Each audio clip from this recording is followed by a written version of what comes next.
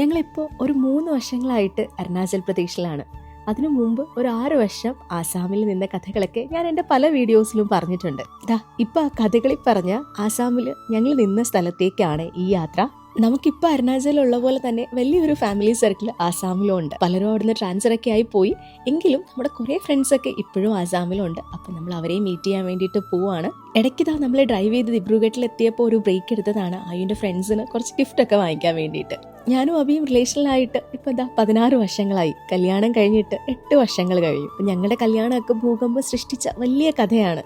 ആ സമയത്തുണ്ടായിരുന്ന കുറേ ടെൻഷനും സ്ട്രെസ്സിനും ഒക്കെ ശേഷം ഞങ്ങൾ ഒരുമിച്ച് ലൈഫ് സ്റ്റാർട്ട് ചെയ്ത സ്ഥലം അതാണിത്.